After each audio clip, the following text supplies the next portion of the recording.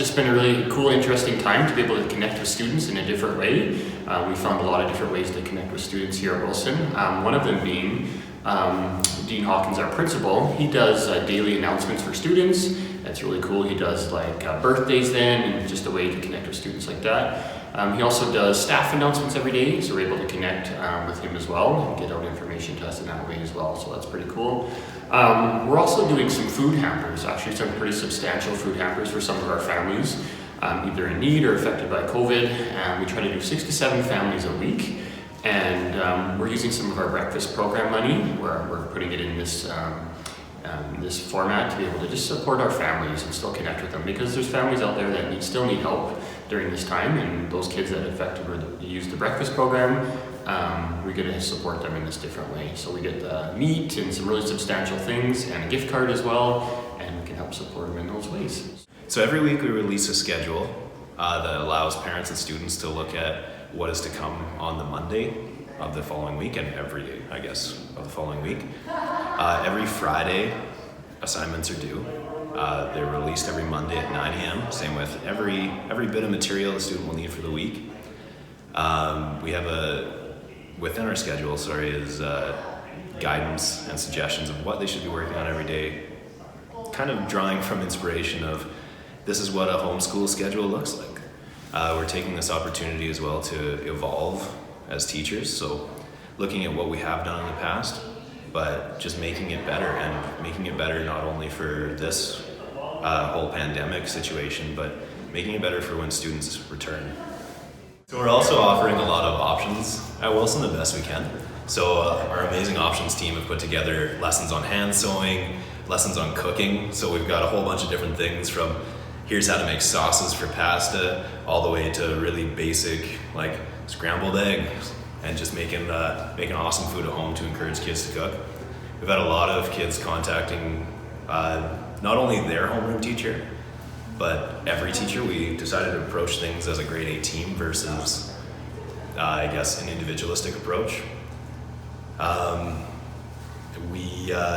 With regards, I guess, going back to the food stuff, I've gotten a few emails now from kids that are like, I tried making this recipe, or like, did you see Mr. Hawkins' face in that video? It was so funny. And I've even had students contact me from previous years just saying that their brother or sister got to watch the video, and so they watched it with them, and they've been cooking for their parents. Jeff downstairs is creating a lot of really cool art lessons and breaking art down so students can still work on the fundamentals. Our phys ed team is putting together dance videos and challenges for athletics, so kids are encouraged to go outside and still participate the way they would if they were here. And so one way that we've been connecting with our students during this time is we host weekly meetings where they can just come on and work on their LA and social work, or we can have discussions about assignments, we can go over things that kids are unclear about, and it's just a really nice way. And I've noticed my students just even take that time to chat with each other if they don't necessarily connect with each other otherwise. And it's just, one of those ways that we're able to make sure that everybody's kind of getting everything as well as connecting with each other. Yeah, and then in addition to that, in LA, there's quite a few of us that are reading books to our students. So we go on Instagram Live, we have teacher accounts, and we read a chapter a day, and then we kind of post what had happened. And it's just a nice way. Students come in, they log in, they listen, they type little notes. It's just a lovely way to kind of touch base. And then in those meetings that we host on Tuesdays, students come in and we chat about the book, and then sometimes other students buy in. So we just are kind of constantly in contact with our kids, and we miss them, and we're just happy that we'll see them again. So one of the big messages we had as a grade 8 team is we wanted to find really meaningful ways to interact with kids, especially in this really unique situation. And so one of the ways that we have come up with doing that, especially in our science classes, is through virtual experiments. So we have given the students times where me and Mr. Seifert actually have gotten on live. We have done the experiment as though they were in the classroom, asking them their hypothesis, using the chats, and really just trying to create that classroom feel even though they're all sitting at home.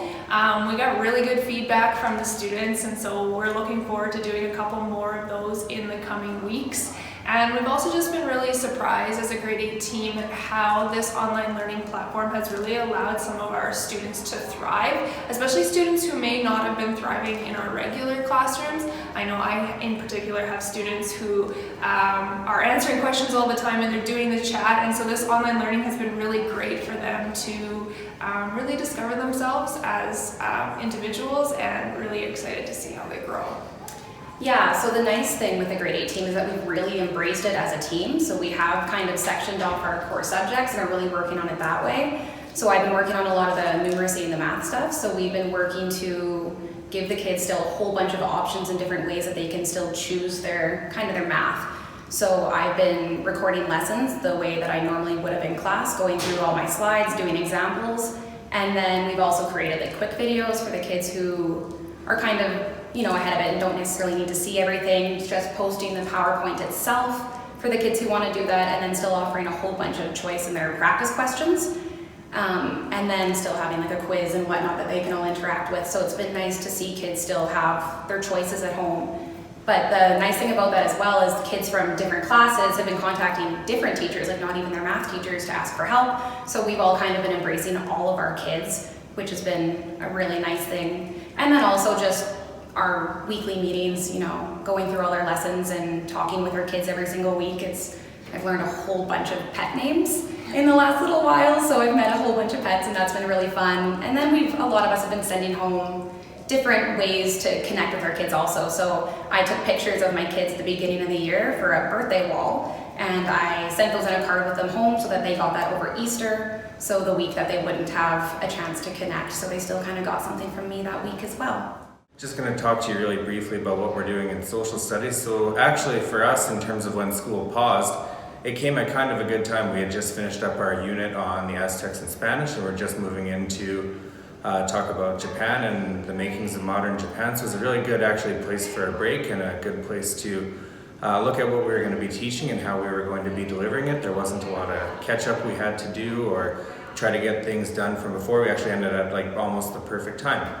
So what we've done as a social studies department is try to come up with lessons and activities that mirror and complement what we would have done in the classroom. So each teacher has come up with different interactive lecture materials that we posted for the students. We also make ourselves available in order to go through those, the lecture materials and the notes and things like that. We've made assignments that are designed to engage our students critically, to get them thinking critically, as well as historically, politically, geographically.